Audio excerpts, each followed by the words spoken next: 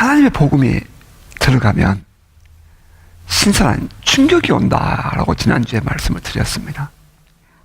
그래서 이 복음이 들어가는 곳곳마다 사람들이 이렇게 갈라지게 돼요. 그러니까 진실한 복음이 들어가면 갈라집니다. 구약 성경이 지향하는 것이 오실 메시아에 대해서 기록하고 있다면 신약은 오신 메시아에 대한 기록이라는 정도는 상식처럼 알려져 있습니다. 그러면 왜 메시아는 오셔야 했는가 하는 것입니다. 왜 그리스도는 오셔야 했습니까? 아주 간략하고 집약적인 문장을 만든다면 인류를 죄와 사망으로부터 구원하기 위해서라고 말할 수 있겠죠. 그것을 우리 개인 여러분 우리 개인의 죄송합니다. 삶에 적용해 보면 나를 죄와 사망에서 구원하기 위해서 메시아는 오셨습니다.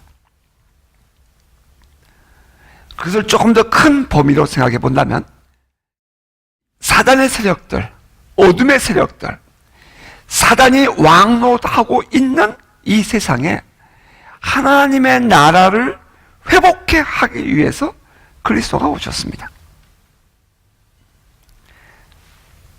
하나님이 왕이십니다. 하나님이 왕이신데 그 하나님께서 만드신 이 세상을 회복하기 위해서 하나님이 아들 예수를 보내셨고 그 그리스도가 이 세상을 회복해 하셨습니다. 다시 말하면 이 온 세상에 진정한 자유를 주기 위해서 메시아가 오셨다는 것입니다. 구약의 율법이 방향을 표시해주고 있는 화살표는 오실 메시아라고 했어요. 구약은 하나님의 백성들을 죄로 묶는 것이 목적이 아니었습니다. 이해가 되십니까? 율법은 하나님의 백성들을 죄로 묶고 심판하고 정죄하는 것이 목적이 아니에요. 마치 이런 거죠. 법을 만드는 사람들은 사람들이 죄를 짓지 않도록 하기 위해서 법을 만드는 겁니다. 그게 법의 정신이에요. 사람들을 사랑하기 때문에 사랑하는 내 가족들이 죄 짓지 말라고 한계를 만들어 놓는 거예요. 그런데 그 법을 적용할 때는 사람들이 죄를 짓고 나면은 이제는 사랑하기 때문에 심판하고 사랑하기 때문에 정죄한다는 핑계를 대면서 이제 심판과 정죄하는 도구로 법이 사용되는 것입니다. 따라서 법을 만드는 사람은 사랑의 마음으로 하지만 죄를 짓지 말라고, 법을 사용하는 사람은 이제 징계하며 심판하는 도구로 사용하게 되는 것입니다. 그게 법이에요. 율법도 마찬가지입니다. 하나님께서 율법을 이스라엘 백성들에게 주실 때에는 하나님의 백성답게 살라고 주셨습니다. 그런데 그 율법이 시간이 지나면서 이제는 정반대편에서 심판과 정죄하는 목적으로 율법이 사용되는 것입니다. 우리가 종종 이 율법 그러면 아주 쉽게 언뜻 생각하기를 십계명을 생각합니다.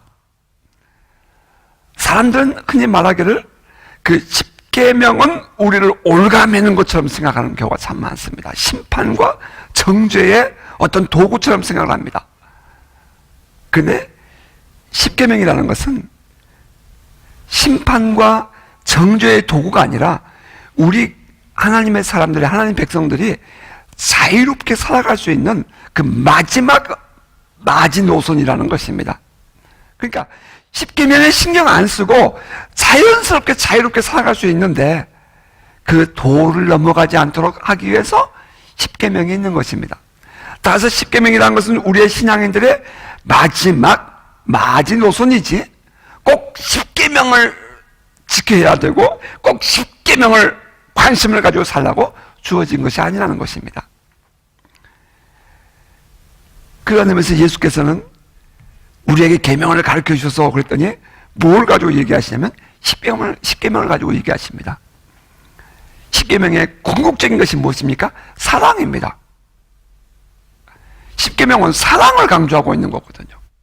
그런데 일반적인 사람들의 모습은 어때요? 십계명은 하라, 하지 마라 하는 정죄와 비판의 도구로 사용되고 있는 것이 비극입니다.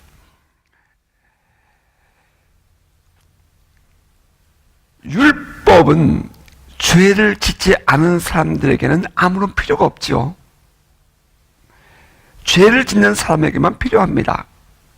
율법을 주신 하나님의 의도는 사랑이기 때문입니다. 그러나 그 율법을 사용하는 인간들은 정죄와 심판을 위한 기준으로 사용합니다. 여기서 왜 하나님은 또다시 메시아를 보내셔야 하는지 하는 대한 이유가 드러납니다. 메시아 곧 그리스도가 오신 이유는 하나님의 사랑을 이 세상에 드러내기 위함입니다. 율법이 목적이 뭐라고요? 하나님의 사랑을 드러내는 것이 목적이었습니다. 근데 그 율법이 어떻게 사용됐어요? 심판과 정죄로 사용됐어요. 그러므로 그 율법을 완성하고 그 율법을 뛰어넘을 수 있는, 이룰 수 있는 방법이 필요한데 그것이 바로 메시아가 오는 것입니다. 그리스도가 오셨다. 이것은 복음의 중심이잖아요. 예수 그리스도가 오심으로 이 세상에는 진정한 하나님의 사랑이 드러났습니다. 그리고 그로 말미암아 우리 인간들은 진정한 자유를 누릴 수 있게 되었습니다. 예수 그리스도께서 십자가의 죽으심으로 우리의 죄의 값을 지불해 주시고 또 부활하심으로 우리를 의롭다 하심을 얻게 하셨습니다. 의롭다 여김을 받은 인간은 비로소 이제 하나님과의 관계가 회복됩니다. 여러분, 조금은 좀 이게 신학적이라고 생각될지 모르겠지만 매우 중요한 이야기예요. 우리 인간들이 내가 왜 예수를 믿어야 되는가? 내가 왜 하나님을 예배하는가? 그게 모든 것의 포커스는 뭐냐면 하나님과 나와의 관계에 있기 때문입니다. 하나님으로부터 버림받은 자의 서러움, 여러분 생각할 수 있겠습니까? 내 아들이 말이에요. 우리 어렸을 때 이제 커서는 집 나가 그러면 애들이 막 좋다고 짐 싸죠. 어렸을 때는 애들에게 말 안 들으면 야 너 나가. 그러면 애들이 안 나간다고 운단 말입니다. 하나님과 우리와의 관계에서 버림을 받는다? 여러분 상상할 수 있습니까? 하나님과 나와의 관계에서 관계가 끊어졌다. 그래서 내가 고아와 같이 되었다. 여러분 이것이 상상이 됩니까? 이제 고아가 되면 어떤 일이 생깁니까? 불안해지는 거죠. 초조해지는 겁니다. 두려움이 오는 거예요. 질병과 고난이 밀려올 때에 할 바를 알지 못하는 것입니다. 그건 고아예요. 그래서 고아는 저분의 눈치를 보고 사는 거예요. 그런데 그 고아라고 생각했던 내가 예수 그리스도로 말미암아 하나님의 아들이라는 권세를 회복하고 권위를 회복하고 나면 이제부터는 달라지는 거죠. 나 아파요. 그럼 어떻게 해요? 아빠 나 아파. 그러면 아빠는 어때요? 이제까지는 저가 내 아들이 아닐 때는 상관이 없어요. 덜 아파요, 덜. 그렇지만 내 아들이 아프면 잠을 못 자는 거죠. 아빠 내가 배고파요. 그럼 모든 것이 부여하신 하나님이 우리에게 공급해 주는 거잖아요. 불안하긴 왜 불안해요? 두렵기는 뭐가 두려워요? 담대해지죠. 자신감이 생기는 거예요. 확신이 오는 겁니다. 하나님 안에서, 예수 그리스도 안에서 하나님과 나와의 관계가 회복되고 나면 이제 모든 것이 나의 인생이 바뀌는 겁니다. 따라서 그 예수를 믿음으로 말하면 예수께서 나의 죄를 대신하여 십자가에 죽으시고 부활하신 사실을 내가 믿음으로 말미암아 얻는 그 은혜는 우리의 삶에 엄청난 변화를 주는 것입니다. 진정한 자유는 어디서 누려집니까? 하나님과 나와의 관계가 회복될 때에, 관계가 굳건해질 때에 우리 누리게 되는 것입니다. 여러분 아멘입니까? 하나님 안에 모든 것 다 있어요. 아주 쉬운 예를 저는 자주 이 얘기를 하잖아요. 사람들이 돈이 필요해. 그러면 돈 달라고 막 기도해. 그때 뭐라고 얘기해요? 나 돈이 없어요. 돈이 없어요. 그럼 제가 뭐라고 얘기한다고요? 돈이 왜 없어요? 하나님께 돈이 있잖아요. 하나님 나 돈 없어요. 돈 주세요. 그렇게 하지 말고 하나님 안에 돈 있잖아요. 그 돈 좀 나에게 주세요. 그 돈을 쓸 수 있는 방법을 나에게 주세요. 우리 그렇게 기도하자고 바꾸자고 말씀드린 바가 있어요. 잊어버리셨겠죠? 우리 안에 생각이 바뀌는 거예요. 내가 종이 아니라 아들이란 말이에요. 그러므로 그 아버지의 것들을 우리가 구할 수 있는, 비로소 기도할 때에 자신감이 있는 믿음을 갖게 된다 이 말입니다. 진정한 자유는 하나님 안에서 누리는 그 하나님 나라 안에서 누릴 수 있게 되는 것입니다. 이것은 율법을 행함으로 얻어지는 것이 아니라 오직 예수 그리스도께서 주신 구원의 은총을 믿음으로만 누리게 됩니다. 아멘. 근데 그 예수가 누구예요? 그냥 막연한 우리의 신앙의 대상이 아니라 역사 속에 있었던 바로 그 예수라는 얘기예요. 나사렛에서 자랐던, 베들레헴에서 태어나고 나사렛에서 살다가 이제 30세가 되어 유대인의 속에 드러나셨던 바로 그분 말입니다. 그 역사 속에 있었던 바로 그분, 그분이 나를 위하여 죽으시고 십자가에 죽으시면서 나의 죄값을 지불해 주셨고, 부활하심으로 의롭다 하심을 받아서 우리가 의롭게 되었다는 사실을 우리가 받아들이고 믿기만 하면 하나님과 우리와의 관계가 회복됩니다. 이게 이제 또 다른 종교인들이 분노하는 이유예요. 우리는 누구를 믿는다고요? 나사렛 예수, 그 사람, 그분, 그 하나님의 아들, 그분만 우리의 죄값을 해결하고 하나님과 나와의 관계를 회복해 주는 거잖아요. 그런데 또 다른 데에서는 다른 방법이 있다고 얘기하는 거죠. 근데 우리는 아니잖아요. 오직 only Jesus, 예수 그리스도를 통해서만 하나님과의 관계가 회복되고 하나님 안에 들어있는 놀라운 비밀과 놀라운 은혜를 우리가 누릴 수 있게 됩니다. 이 세상의 모든 것들은 다 하나님의 통치 안에 들어있잖아요. 하나님의 다스림 속에 있잖아요. 하나님께서 주관하시잖아요. 근데 그 주관하시는 그 하나님과 나와의 관계가 형통할 때에 비로소 우리는 이제 예수 믿는 맛을 알게 되고 구원받은 자로서의 삶을 누릴 수 있게 되는 것입니다. 이 복음이 전해지니까 유대인들은 펄펄 뛰는 거예요. 왠지 아세요? 그들이 생각하는 그리스도는 막연한 그리스도였어요. 종교적인 대상이었다고요. 근데 그 종교적인 신앙의 대상이 나사렛에서 올라온 우리가 잘 아는 바로 인간, 저 사람이 그 신앙의 대상이라고 주장을 하니까 이제 흥분하는 거죠. 분노하는 겁니다. 오늘날도 그래도 우리는 참 감사하게도 살아계신 성령님을 경험하고 누리고 있어요. 그러니까 순간순간 우리는 주님을 부르면 주님은 우리에게 응답하세요. 그런데 막연하게 성령이 오시옵소서, 성령이 오시옵소서만 하고 있는 사람들에게 있어서는 성령이 막상 나타나면 야, 이거 성령이야? 귀신이야? 이런 질문한다는 거예요.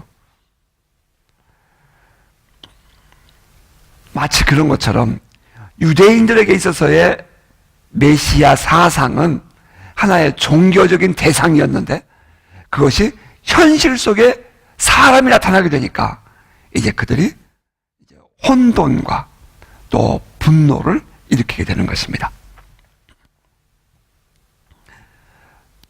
본문으로 돌아가 볼게요. 바울과 바나바 일행이 이 비시디아 안디옥에서 복음을 전했다 했습니다. 성경을 연구하는 사람들은 조금 전에 우리가 지도에서 보았죠. 그 비시디아 안디옥 회당에서 바울이 설교를 했다고 지난주에 우리가 본문에서 보았습니다.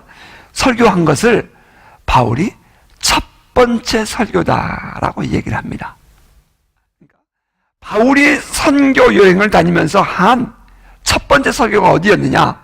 비시디아 안디옥에서였다. 근데 그때 비시디아 안디옥에서 어떤 효과가 있었느냐? 허다한 무리들이 예수를 믿는 그런 일을 만난다. 온 그 비시디아 안디옥 시민들이 일주일 후에는 다 모여가지고 하나님 말씀을 듣고자 하는데, 그때 그 모습을 보았던 유대인들이 분노하면서 시기가 나가지고 사람들을 선동해가지고 이들을 쫓아내는 일을 겪게 된다. 이렇게 성경은 기록되어 있죠. 그리고 이제 그 사건 이후에 그들이 옮겨서 이고니온으로 가게 되는데, 오늘 본문은 이렇게 시작합니다. 이에 이고니온에서 두 사도가 함께 유대인의 회당에 들어가 말하니 유대와 헤라의 허다한 무리가 믿더라. 그러나 순종하지 아니하는 유대인들이 이방인들의 마음을 선동해서 또다시 선동하죠. 형제들에게 악감을 품게 하거늘 두 사도가 오래 있어 주를 힘입어 담대히 말하니 주께서 그들의 손으로 표적과 기사를 행하게 하여 주사 자기 은혜의 말씀을 증언하시니라. 이렇게 되어 있습니다. 자, 궁극적으로 잠깐만 저를 보십시오. 궁극적으로 바울과 바나바가 전하는 게 뭐예요? 궁극적으로 바울과 바나바가 전하고 싶은 게 뭐예요? 본문에 보면 자기 은혜의 말씀이었어요. 그러니까 이거 이제 그 자기라는 것은 바울과 바나바가 그들의 것이 아니라 예수 그리스도의 그런 의미예요. His grace예요. A message of His grace. The word of His grace. 바나바와 바울이 전하는 메시지는 비시디아 안디옥에서 전한 것이나 이고니온에서 전한 것이나 아니 저기 구브로 섬의 바보에서 전한 것이나 다 동일했어요. 바나바와 바울이 전하는 것은 언제나 the message, the word of His grace, 그의 은혜의 말씀이었습니다. 상황에 따라서 조금씩 전파되는 방법과 입은 옷은 모양이 좀 다를지 모르겠지만 궁극적인 이 메시지는 예수 그리스도를 통한 구원의 메시지였습니다. 나사렛 예수가 그리스도다. 그분이 십자가에 죽으심으로 우리의 죄값은 용서받았다. 그분이 부활하심으로 우리는 하나님과의 관계가 완전히 회복되었다. 우리는 그리스도 안에서 죄사함 받은 자들이 되어서 우리가 바로 하늘의 시민권을 가진 자가 되고 우리는 그 하나님 안에서 자유로움을 누리는 자가 되었다. 하나님과의 관계가 회복된 자가 되었다. 그것이 바울의 메시지였어요.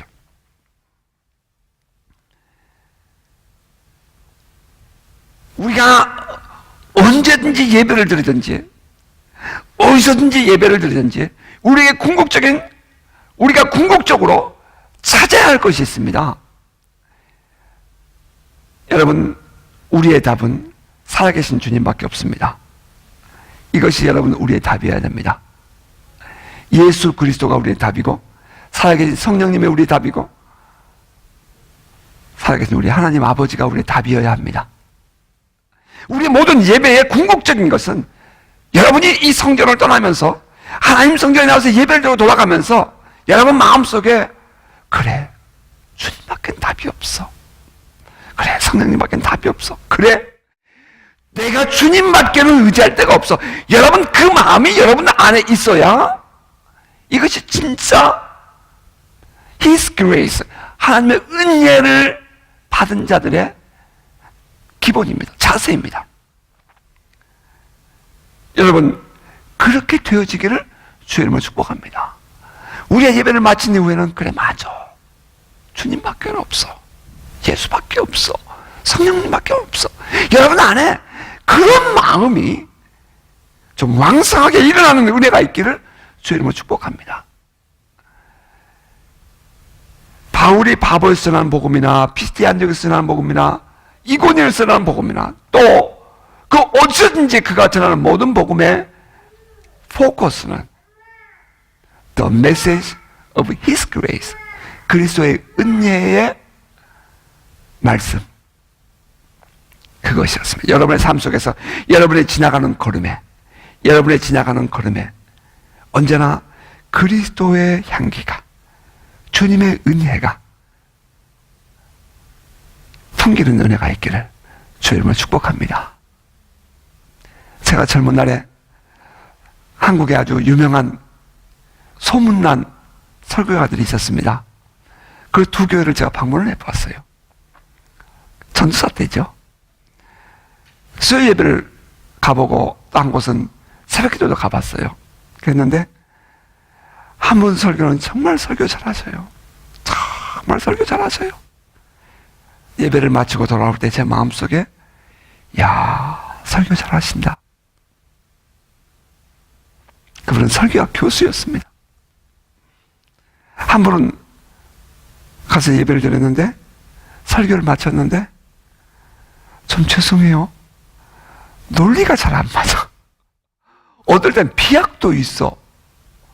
그런데 딱 돌아오는데 차 안에서 제 마음에 그래, 주님밖에 없어. 예수밖에 없어. 그런 마음이 드는 거예요. 교회를 개척하기 전에 두 교회를 방문하고 제가 얻은 것은 그래, 내가 예수 그리스도의 전달자이지, 내가 내 논리나 내 지혜의 말을 전하는 것은 아니지 않는가 하는 그런 결정을, 제 인생의 결정을 내렸습니다. 여러분이 예배를 마치고 돌아갈 때마다 언제나 여러분에게 그래, 주님밖에 없어. 주님 의지해야지. 주님이 하시면 돼. 그런 믿음이 여러분 안에 솟아오르는 은혜가 있기를 주의 이름으로 축복합니다. 두 번째는 우리말 성경에는, 지금 여러분이 우리가 함께 읽었던 성경에는 단어가 하나 빠져 있는 것이 있어요. 헬라어 원문에는 있는데, 아우토스라는 그 단어예요. 헬라어 원문에는 있는데 우리 개역, 우리 한글 성경에는 빠진 단어가 있어요. 그게 뭐냐면 1절 한번 보세요. 이에 이고니온에서 두 사도가 함께 유대인의 회당에 들어가 말하니 유대와 헬라의 허다한 무리가 믿더라 하는데, 그 말하니 하는 단어가 이 헬라어에는 아우톤이라는 단어가 들어있는데, 아우토스라는 단어가 들어있는데, 그게 뭐냐면 so라는 뜻이에요. so, 그렇게 말하니, 그런 뜻입니다. 그것을 이제 영어 성경은 또 이렇게 해석해 놨다고요. 해 놓았더라고요. So effectively, 그렇게 효과적으로 말하니라고 했어요. 이 바울과 바나바가 말이에요. 이고니온에 가가지고 아주 그렇게 효과적으로 복음을 전하니 허다한 유대인과 이방인들이 예수를 믿게 되었다라는 말이에요. 자, 그렇다면 그 감추어진 so effectively 하는 그것이 과연 무엇일까 하는 것이 좀 궁금해지지 않겠습니까? 어떻게 전했기에 그 많은 사람들이 예수를 믿게 되었을까? 그 부분을 설명할 때 저는 사도 바울이 고린도 교회에 보낸 편지에서 그 답을 찾아보고 싶어요.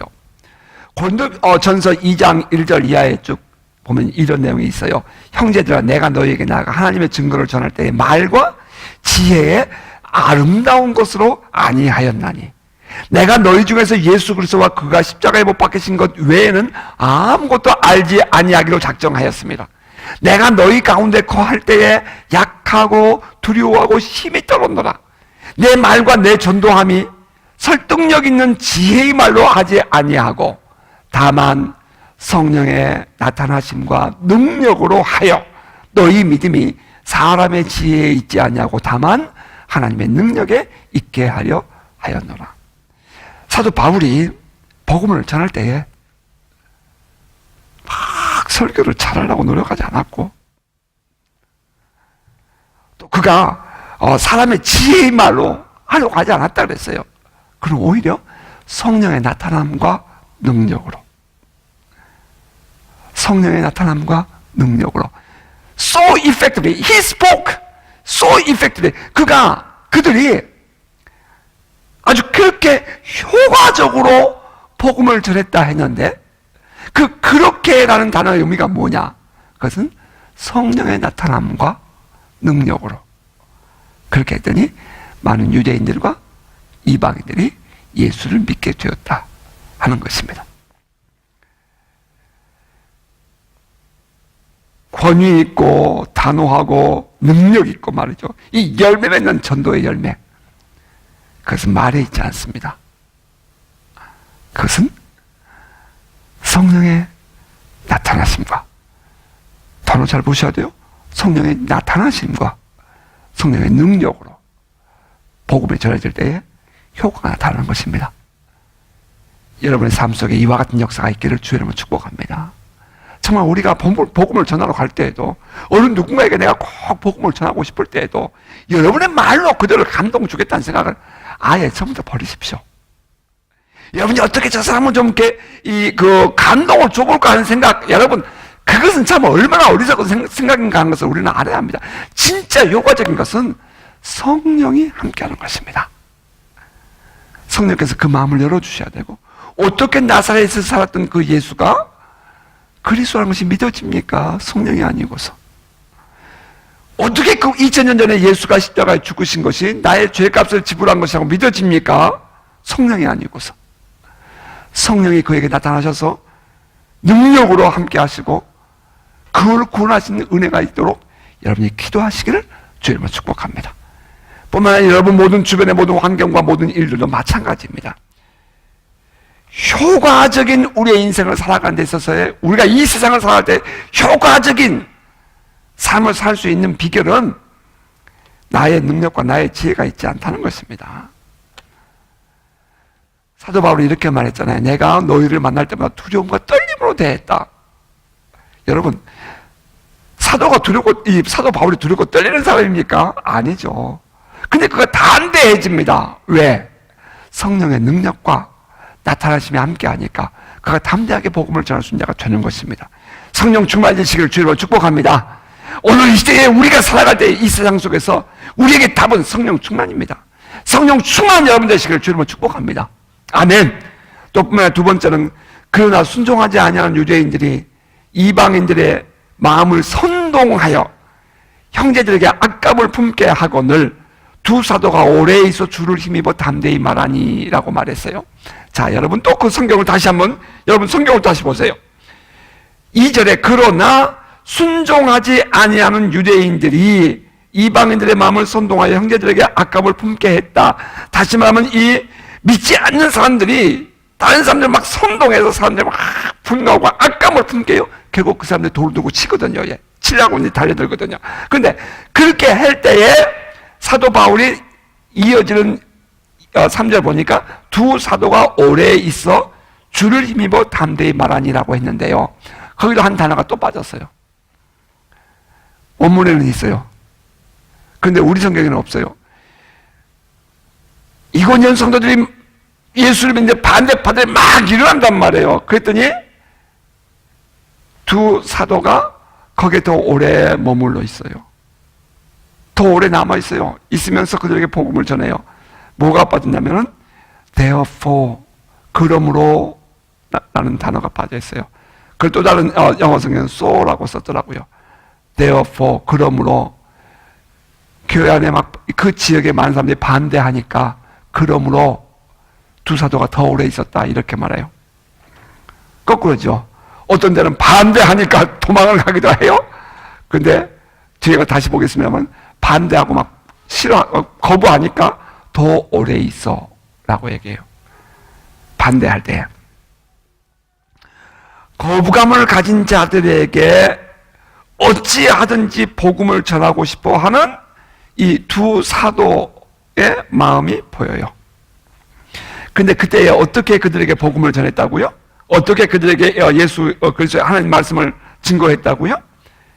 주를 힘입어 담대히 말했다라고 말합니다.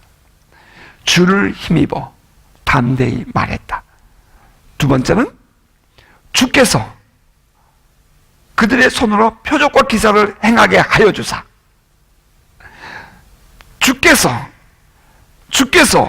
여러분 그 중요한 단어죠. 주께서 그들의 손으로 표적과 기사를 행하게 하여 주사 자기의 은혜의 말씀을 증언, 컨펌 해줘요. 확신시켜 줍니다. 표적과 기사의 주체가 누구예요? 표적과 기사를 이루신 분이 누구예요? 주께서. 이게 종종 많은 사람들에게 실수하는 부분이죠. 여러분, 주께서 표적과 기사를 그들의 손으로 하여금 일으키게 하신 것이지, 내가 하는 것처럼 그렇게 생각하는 것이 잘못됐다는 거예요. 이게 영적 교만이거든. 이게 영적 교만이에요. 사도 바울이 엄청난 일들이 벌어지는데 그 뒤에 뭐라고 쓰셨냐면은 주께서 그들의 손을 통하여 표적과 기사가 나타나게 하셨다라고 얘기해요. 여러분, 우리는 이 엄청난 영적 변화, 이걸 심리적인 체험을 할 때도 이것이 주님의 은혜다, 주님의 역사하심이다 하는 고백이 저와 여러분 우리 모두에게 있기를 바랍니다. 그래도 하나 또 비밀이 있죠. 그 뒤에 감춰진 게, 왜 그럼 비스디아 안디옥에서는 설교만 하고 비스디아 안디옥에서는 표적과 기사를 안 했어요? 성경 보면 우리 그런 거 볼 수 있었잖아요. 그죠? 비스디아 안디옥에서는 설교만 했어요. 근데 이고니온에서는 표적과 기사를 보여요, 주님께서. 뭐 그것은 온전히 주님의 역사라고 우리가 얘기하겠죠? 그건 온전히 주님의 주관이죠. 뭐 주권적인 역사라고. 그럼 또 한편 이렇게 질문해 볼 수 있어야 되죠. 주의 복음을 전할 때에, 우리가 선교지나 주의 복음을 전할 때에 주님께서 때에 따라서는 표적과 기사를 주시는 반면 어떤 경우는 설교만도 하게 하신다는 거예요. 이게 다양성이에요. 여러분, 이건 매우 중요한 얘기예요. 우리가 기도하면서 하나님의 은혜를 막 체험하고 나면 항상 그것이 나타나야 된다고 생각하는 거예요. 캠벨이라는 분이 이 본문을 강의하면서 이렇게 했더라고요. 그 오래된 분이에요. 웨스트민스터 그 교회에 담임 목사님 하셨던 분이에요. 많은 사람들이 방언을 한다. 그런데 항상 방언을 해야 된다고 생각을 한다. 꼭 그래야 되는가? 그분은 그렇게 했어요. 꼭 그래야 되는가? 꼭 그래야만 성령이 임하고 성령이 역사하시는 것인가? 그럼 그렇게 썼어요. 이 본문을 강의하면서. 성령의 은사는 주체가 누구냐? 성령이 하시는 것인데, 주님이 하시는 것인데, 하는 사람은 문제가 없어요. 그렇지 않은 사람이 항상 문제가 되니까, 안 될 때에, 이거 방언을 기도하더니 방언이 안 나왔어. 그러면, 성령이 떠났나 보다. 성령이 안 주신다. 이렇게 한다는 거예요. 이거 내가 뭔가 잘못됐나. 이런 식으로 불안해 한다는 거죠. 이게 오류죠, 사실은. 아니요, 여러분. 내 모든 인생을 주님께 온전히 맡기고 성령께서 오늘도 나에게 이끌어 가시고 함께 하신다는 사실을 믿어진다면, 내가 방언을 안 하고도 그래도 주님과 통합니다. 깊이 주님과 기도를 하게 되면, 만남을 이루고 나면 그 다음부터는 음설도 안 하고 가만히 있어도 주님과 나와의 교감이 이루어져요. 또 그러나 또 우리가 부르짖어 토해내서 기도해야 할 땐 또 우리가 방언으로 기도하고 우리가 하나님께 부르짖어 기도하죠. 그것을 누구는 어리고 누구는 장성하고 누구는 잘되고 누구는 못되고 이런 식으로 평가하지 말자는 얘기예요. 주께서 우리에게 표적과 기사를 행하게 하사, 주님께서 우리에게 은혜와 은사를 부어줘서 우리로 하여금 주님과의 깊이를 더하게 하고 우리를 주님께 순종하게 하고 주님의 이끌림 속에 살아가도록 허락하실 때에, 주님, 저와 여러분 우리 모두는 다 정말 철저하게 주님께 주님하고 순종할 수 있는 저와 여러분 될 수 있기를 바랍니다.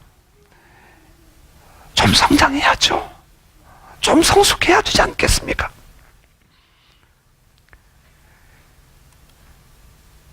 종종 내가 꼭 그렇게 해야 돼 라고 얘기하는 모습들을 보면 그 뒤에는 무슨 마음이 들었냐면은 인간적인 욕심이라는 것이 들어있다는 거예요. 영적인 욕심. 내가 판단하고 내가 생각하는 그런 것들이 내 마음을 주장하기 때문에 생기는 오류예요. 여러분, 정말 우리는 정말이에요. 진심이에요.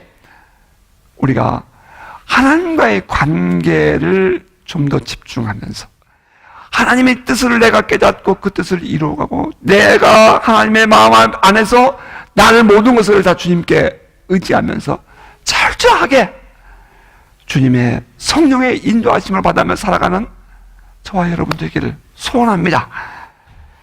이제 뿐만 아니라 또 이제 성령의 능력으로 신앙이 더욱더 확고한 역사가 일어나니까 반대하는 사람들이 더 왕성하게 일어나게 되죠. 여러분 다 같이 한번 읽으십시다. 여러분 같이 읽으십시다. 자, 4절을 여러분 읽어보시면 4절 5절 읽습니다. 시작. 그 시내에 무리가 나뉘어 유대인을 따르는 자도 있고 두 사도를 따르는 자도 있는지라. 이방인과 유대인과 그 관리들이 두 사도를 모욕하며 돌로 치려고 달려드니.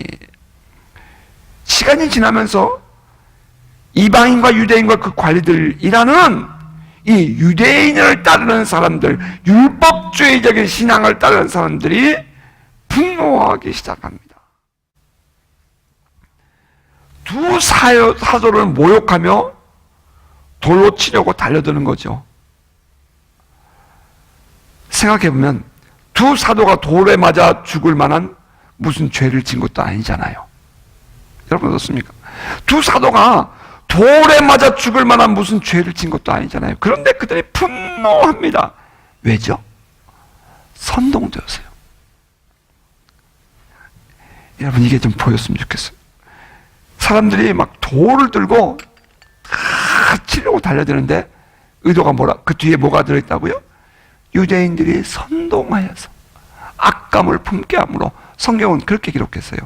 선동하여 악감을 품게 함으로. 언제나 문제는 이제 이런 사람들 때문에 생기는 거죠. 돌을 들고 그들을 치려고 합니다.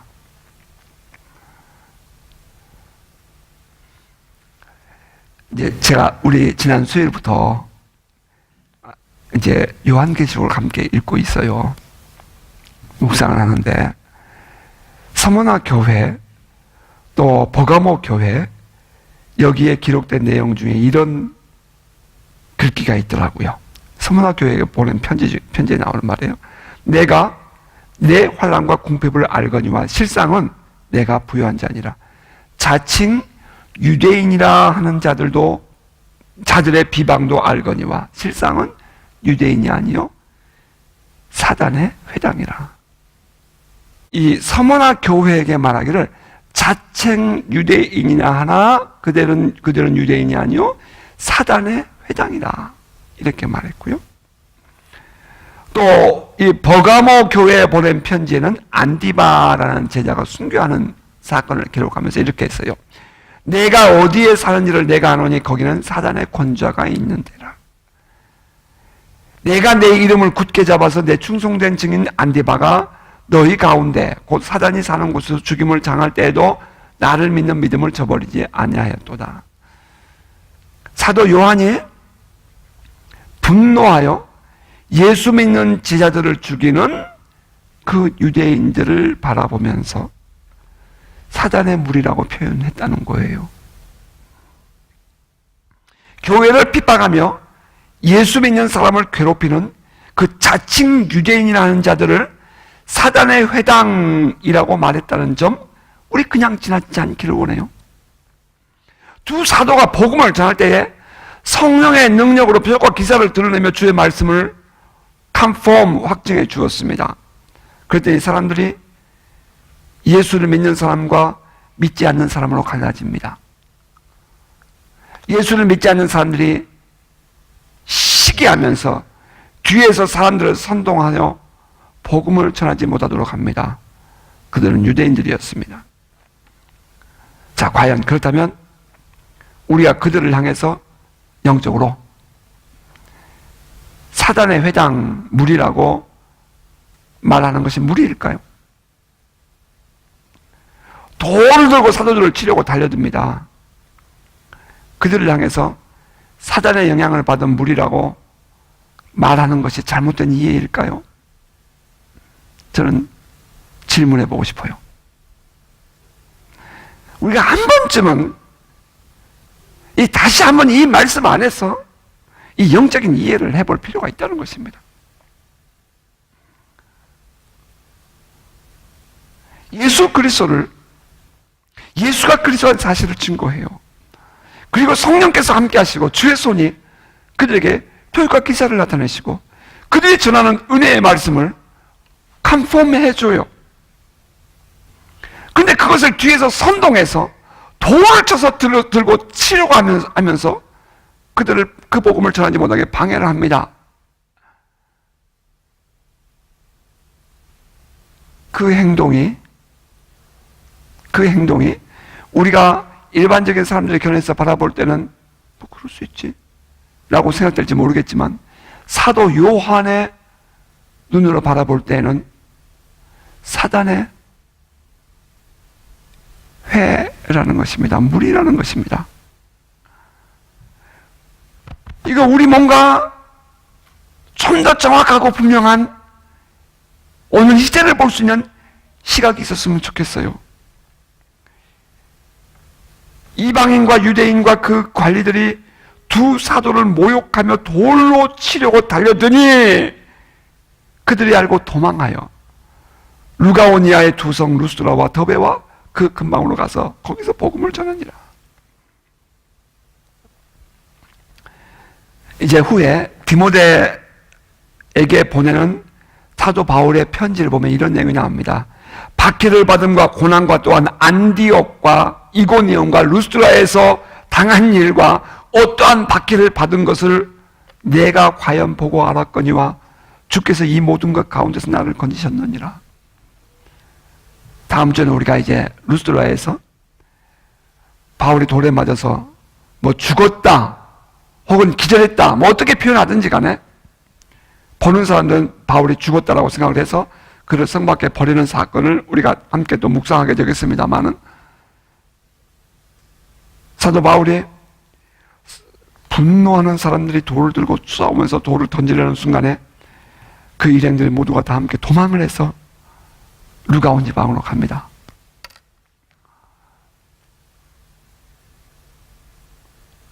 종종 사람들은 아니 하나님이 어려움 속에 있을 때 건져 주어야지. 그 루스드라에서는 돌에 맞아 죽게 되는데 돌에 맞아 죽는 환경에 가면 하나님이 살아계시면 건져 주어야지. 오늘 우리들의 말로 표현하면 지금 내가 이렇게 힘들고 어려운 상황인데 하나님이 내 문제를 해결해 주셔야지 라고 생각한다는 거예요.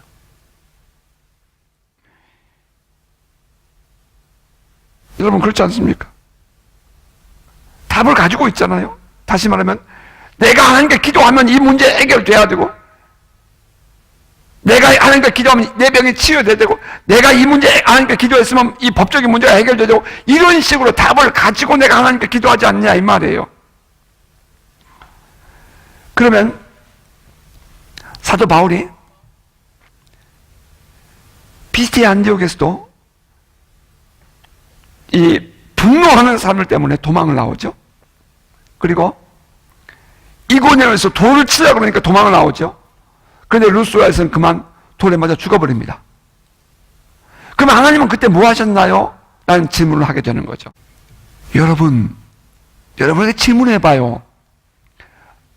정말 지금 나의 모든 삶 속에서 하나님이 하나님으로 정말 인정되어진다면 내 몸이 불편해도 또는 내가 슬프고 어렵고 내가 불안하고 내가 두렵고 떨리고 어찌하든지 그 하나님께 나와서 예배하고 하나님을 하나님으로 인정되는 것이 우리의 신앙 아닐까요? 종종 사람들은 내 기도에 응답되지 않았다고 하나님이 안 계신다. 나 하나님 필요 없다. 하나님이 계시면 어떻게 이런 일이 있느냐 이렇게 말을 합니다. 분노합니다.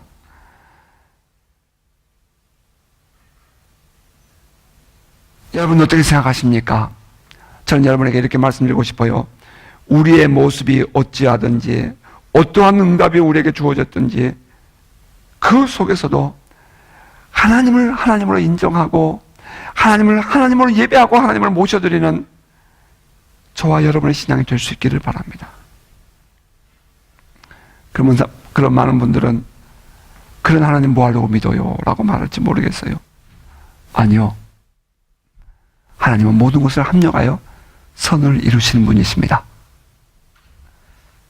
때로는 돌에 맞아서 죽은 것 같아 버림을 받기도 하고, 때로는 더 많은 세력들이 달려들어와서 돌을 들고 분노하여 그를 치려고 할 때도, 어떠한 모습이 주어진다 할지라도 내 모든 상황에 상관치 아니하고 내가 하나님께 나아가고 하나님을 예배하고 하나님과의 관계를 유지해가는 그곳에 우리의 관심이 있어서, 그래서 그 믿음으로 세상을 이기며 살아가는 저 여러분 되기를 바랍니다.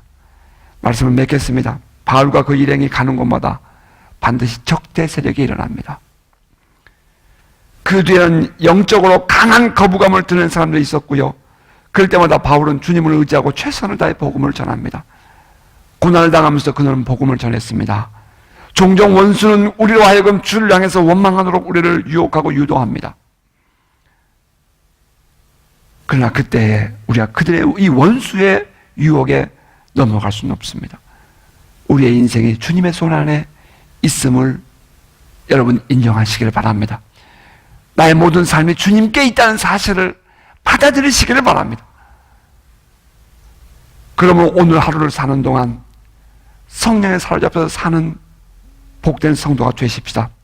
성령의 인도하심에 더욱 귀를 기울이시고 철저하게 성령께, 살아계신 하나님 아버지께 순종하며 살아가십시다.